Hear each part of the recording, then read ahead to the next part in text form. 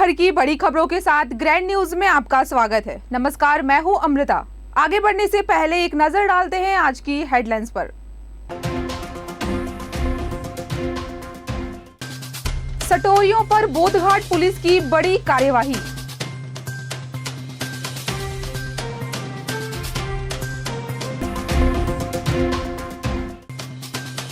कंगोली कचरा यार्ड पर केंद्र सरकार द्वारा दिए गए राशि का उपयोग 2 वर्ष तक नहीं कर पाई नगर निगम।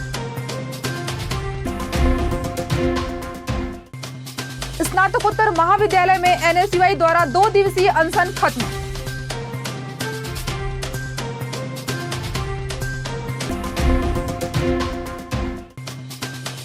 बाल सुरक्षा सप्ताह के तहत जगदलपुर के कोतवाली थाना में छात्रों का भ्रमण कराया गया।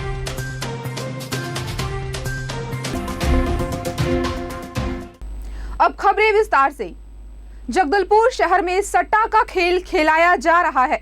सूचना पर उप पुलिस महानिरीक्षक एवं वरिष्ठ पुलिस अधीक्षक जितेंद्र सिंह मीणा, अतिरिक्त पुलिस अधीक्षक निवेदिता पॉल के मार्गदर्शन एवं नगर पुलिस अधीक्षक विकास कुमार के पर्यवेक्षण में थाना प्रभारी बोधघाट लालजी सिन्हा, उप पुलिस अधीक्षक आशीष नेताम के नेतृत्व में कार्यवाही हेतु टीम गठित किया गया था।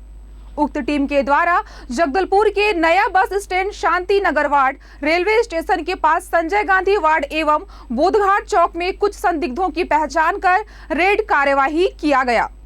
रेड कार्यवाही के दौरान नया बस स्टैंड से चौतन यादव जिसके कब्जे से 3,250 रुपए, शांति नगर वार्ड से राजाराम बघेल जिसके कब्जे से 1,700 रुपए, हेमंत तांडी जिसके कब्जे से 2,750 रुपए एवं बोधघाट चौक से दिनेश चौहान जिसके कब्जे से 2,800 रुपए सभी से पृथक पृथक सट्टा पट्टी एवं कुल रकम 10,500 रुपए बरामद कर जब्त किया गया है। सभी आरोपियों के विरुद्ध थाना बोधघाट में पृथक पृथक द्वारा जुआ एक्ट का अपराध पंजीबद्ध कर अनुसंधान में लिया गया है। चारों आरोपियों को गिरफ्तार किया गया। वरिष्ठ पुलिस अधीक्षक जगदलपुर द्वारा अवैध गतिविधियों पर नियंत्रण करने के लिए थाना प्रभारियों को कड़े निर्देश दिए गए हैं। इसी क्रम में थाना बोधघाट के अंतर्गत सूचना मिली कि कुछ सटोरिये सट्टा खिला रहे। थाना बोधघाट ने कार्रवाई की और इस कार्रवाई में 4 सटोरिये सट्टा खिलाते हुए पकड़े गए, जिनके पास से कुल 10,500 रुपये नगद रकम एवं सट्टा पट्टी जब्त किया गया। इन सभी के खिलाफ पृथक से धारा 4 का जुआ एक्ट के अंतर्गत कार्रवाई की गई है। भारतीय राष्ट्रीय छात्र संगठन के आह्वान पर शासकीय काकतीय स्नातकोत्तर महाविद्यालय में अनियमितताओं, विसंगतियों एवं भ्रष्टाचार व अव्यवस्थाओं के विरोध में प्राचार्य हटाओ महाविद्यालय बचाओ के 2 दिवसीय महाआंदोलन में उपस्थित होकर शहर जिला कांग्रेस कमेटी के अध्यक्ष एवं इंद्रावती विकास प्राधिकरण उपाध्यक्ष राजीव शर्मा ने छात्रों के विभिन्न विषयों पर चर्चा कर उनकी मांगे सुनी और त्वरित समस्याओं के समाधान के लिए आश्वासन लेकर एनएसयूआई द्वारा 2 दिवसीय अनशन में बैठे छात्र नेताओं को जूस पिलाकर उनका आंदोलन समाप्त किया। शर्मा ने शासकीय काकतीय स्नातकोत्तर महाविद्यालय जगदलपुर के समस्त छात्र छात्राओं को संबोधित करते हुए कहा कि छात्र छात्राओं को भी जो जायज मांगे हैं वह मेरे संज्ञान में आ चुकी है। महाविद्यालय में छात्रों की शिक्षा को लेकर अनियमितताएं हैं, उसके निराकरण के लिए ठोस पहल की जाएगी तथा उनके भविष्य के साथ खिलवाड़ होने नहीं दिया जाएगा। एनएसयूआई के इस छात्र हितैषी आंदोलन में बड़ी संख्या में छात्र छात्राओं ने भी अपनी सहभागिता दर्ज की। प्राचार्य को हटाने व अव्यवस्था दूर करने के लिए धरना स्थल पर डटे रहे। दूसरे पहर में छात्र नेताओं के प्रदर्शन और नारेबाजी के बीच अचानक इंद्रावती विकास प्राधिकरण के उपाध्यक्ष व शहर जिला कांग्रेस कमेटी के अध्यक्ष राजीव शर्मा, शहर जिला कांग्रेस के महामंत्री अनवर खान एवं युवा कांग्रेस जिलाध्यक्ष अजय बिसाई पहुंच गए और राजीव शर्मा सभी छात्रों से उनकी परेशानी व मांग पूछने लगे। इस पर एनएसयूआई जिला अध्यक्ष विशाल खंबारी ने बताया कि पिछले 2 वर्ष से ही सभी छात्र छात्राएं महाविद्यालय में चल रही विभिन्न समस्याओं से पीड़ित हैं, चाहे वह बात शीतल पेयजल की हो या फिर महिला प्रसाधन की या लाइब्रेरी में किताब मिलने की। ऐसी मूलभूत सुविधाएं भी छात्रों को नहीं मिल पा रही है। राजीव शर्मा ने एक छात्र छात्राओं से समस्या जानी, जिस पर छात्राओं ने टॉयलेट क्लास न लगने, क्लासरूम में बैठने की व्यवस्था, 100 छात्रों के बीच में एक कंप्यूटर, पार्किंग, कैंटीन एवं सुरक्षा जैसी कई सारी मांगों को रखा। फिर सभी छात्रों ने प्राचार्य के भ्रष्टाचारों का कच्चा चिट्ठा खोलना शुरू किया और बताया कि 2 साल पहले जन भागीदारी फीस वापसी की घोषणा के बाद भी आज तक छात्रों को पैसे वापस नहीं मिले। अव्यवस्था, अनियमितता और व्यापक भ्रष्टाचार के खिलाफ आज भारतीय राष्ट्रीय छात्र संगठन द्वारा अनशन पर बैठा गया था। इससे पूर्व में प्राचार्य को विगत 2 वर्षों से हमने लगातार मूलभूत सुविधाओं के लिए, अनियमितताओं के लिए और कॉलेज के प्रबंधन की व्यवस्था के लिए लगातार हमने बातचीत के माध्यम से, ज्ञापन के माध्यम से लगातार बातचीत करते आ रहे थे। इसके बाद हमने धरना भी दिया, तालाबंदी करने में मजबूर हुए, लेकिन ये सब विरोध करने के बाद भी इनमें कोई फर्क नहीं। प्राचार्य द्वारा जो अड़ियल रवैया अपनाया ही गया था, जिसमें मजबूर होकर छात्रों का रोष को देखते हुए आज भारतीय राष्ट्रीय छात्र संगठन NSUI द्वारा अनशन पर बैठा गया था, जिसका नेतृत्व NSUI कर रही थी। हमारे साथियों द्वारा लगातार 2 दिन से अनशन किया जा रहा था और इस अनशन में रात में भी हमारे साथियों डटे रहे दिन भर। और हमको पूर्व के जो कर्मचारी हैं जिनको शासकीय कॉलेज से निकाला गया था, उनका भी समर्थन प्राप्त हो रहा था और अनेक संगठन का भी समर्थन प्राप्त हो रहा था। आज हम सभी छात्र छात्राएं शासकीय काकतीय स्नातकोत्तर महाविद्यालय जगदलपुर में अनशन पर धरने पर बैठे हुए थे। हमारा मुद्दा ये था कि पिछले विगत 2 वर्षों से हम महाविद्यालय के अनियमितता और भ्रष्टाचार को लेकर के कॉलेजों में कई कार्यक्रम कर चुके हैं, ज्ञापन दे चुके हैं, प्राचार्य से मुलाकात कर चुके हैं, लेकिन उसका कोई निराकरण नहीं निकला। इसके कारण हम सभी छात्र जो हैं आक्रोशित थे और NSUI को आगे आकर के ये कदम उठाना पड़ा कि अनशन पर बैठना पड़ा हम सभी लोगों को। और हमें छात्र छात्राओं का आभार समर्थन प्राप्त हुआ। मैं सभी छात्र छात्राओं का आभार व्यक्त करता हूं जिन्होंने इस कार्यक्रम में आकर के छात्रों के हक की लड़ाई लड़ी। और मैं बताना चाहूँगा कि विगत 2 वर्षों में PG कॉलेज की जो प्राचार्य हैं पी विजय लक्ष्मी, इनके द्वारा अनेकों भ्रष्टाचार किए गए हैं। शहर जिला कांग्रेस कमेटी के अध्यक्ष और इंद्रावती विकास प्राधिकरण के उपाध्यक्ष माननीय श्री राजीव शर्मा जी का आगमन हुआ। हम सभी छात्र छात्राओं की बात सुनी राजीव भैया ने और आश्वस्त किया कि ये कांग्रेस की सरकार है, छात्र हितैषी सरकार है, जनहितैषी सरकार है। इस सरकार में छात्रों के साथ अन्याय नहीं होगा।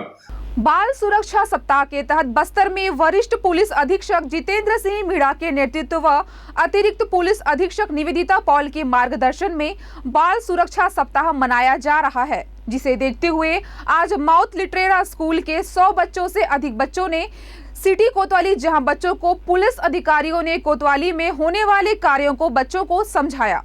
सबसे पहले बच्चों को शिकायत दर्ज कराने आए रूम को दिखलाया और बाल अपराध महिला डेस्क एवं अन्य से रूबरू करवाया। वहीं बच्चों को यातायात नियमों को पालन करने के बारे में भी बताया गया।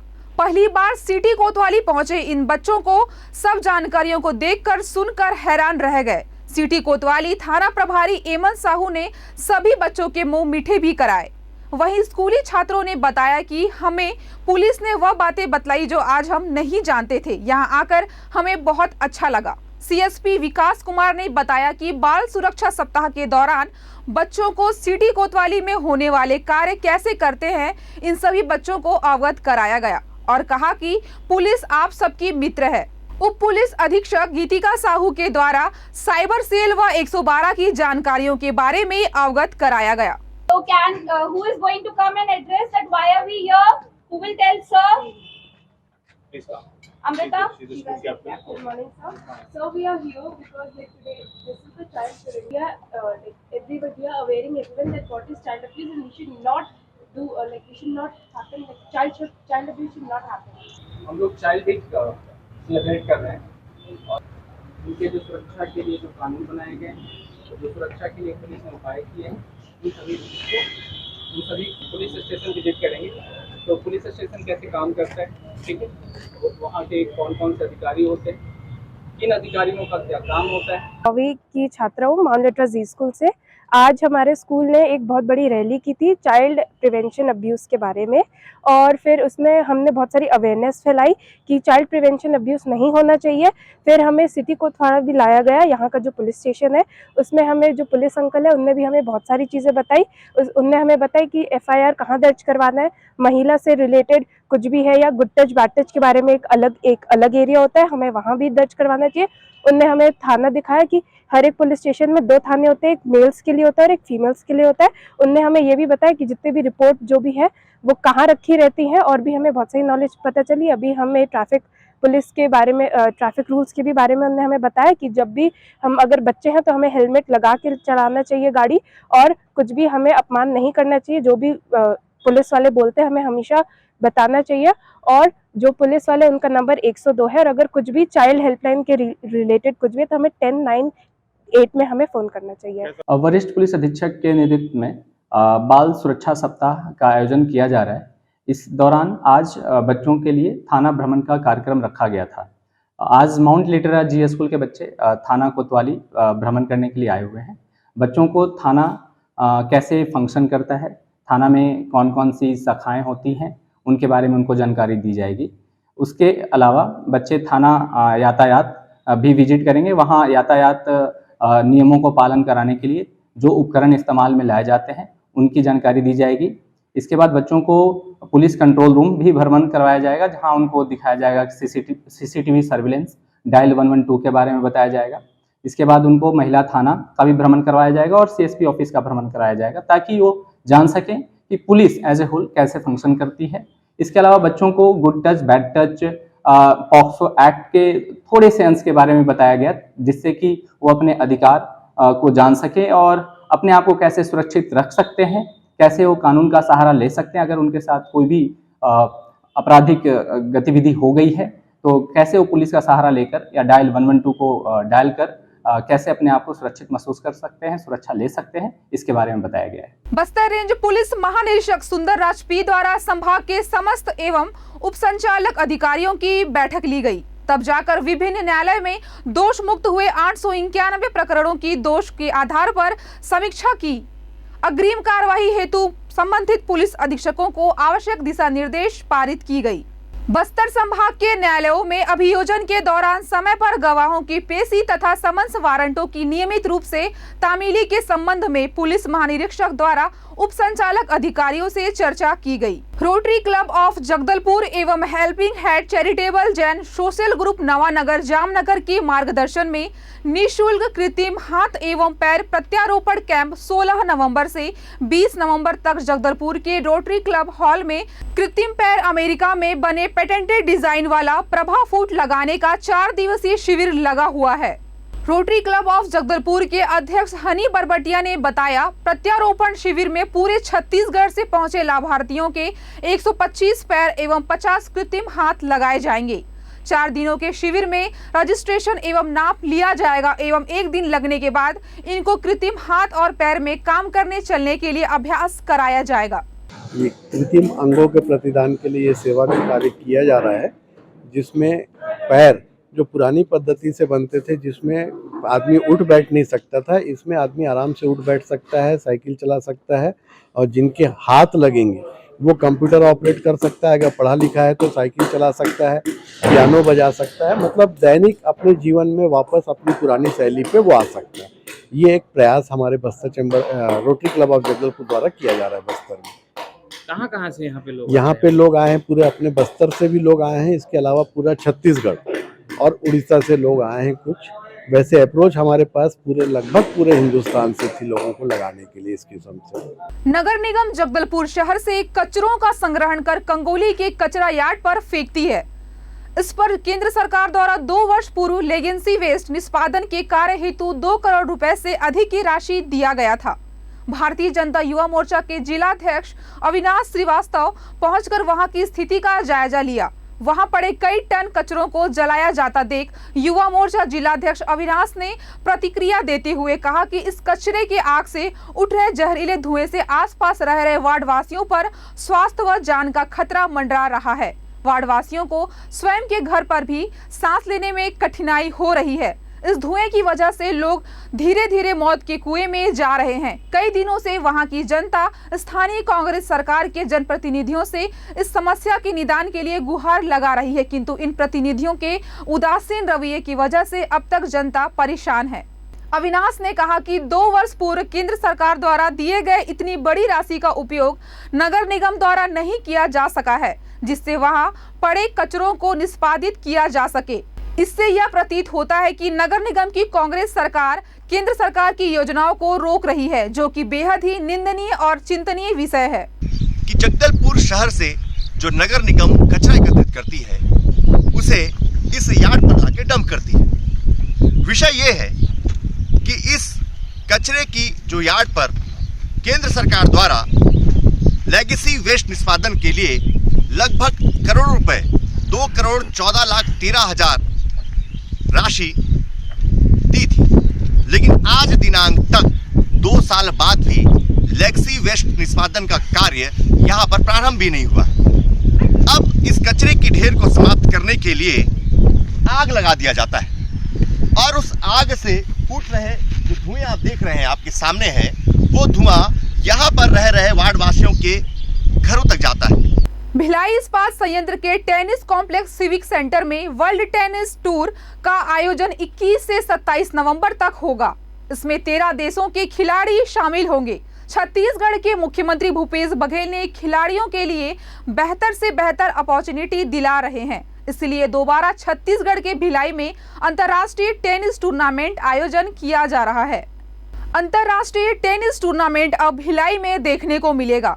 दोबारा मेजबानी करने के लिए भारत को ही चुना गया। इस टूर्नामेंट में USA, Australia, England, Ukraine, Thailand, Belgium, Japan, France, Germany, Italy, Switzerland, Hungary सहित आयोजक भारत के खिलाड़ी इसमें भाग लेंगे। इन खिलाड़ियों को विभिन्न स्तरों पर सिंगल व डबल का मैच जिताने पर पॉइंट मिलेंगे। सभी स्तर पर कुल 15 लाख रुपए का पुरस्कार रखा गया है। भिलाई इस्पात संयंत्र के खेल एवं संस्कृति विभाग द्वारा तैयारियां पूरी कर ली गई है। प्रदेश टेनिस संघ के महासचिव गुरुचरण सिंह होरा के द्वारा बेहतर खेल को लेकर खिलाड़ियों को प्रोत्साहित किया। उन्होंने कहा कि इंटरनेशनल टेनिस टूर्नामेंट दोबारा भारत मेजबानी कर रहा है, इसको लेकर हमें गर्व होता है। ये जो M15 Bhilai world tennis ITF tournament होने वाला है कल से, मिस्टर प्रवीण कुमार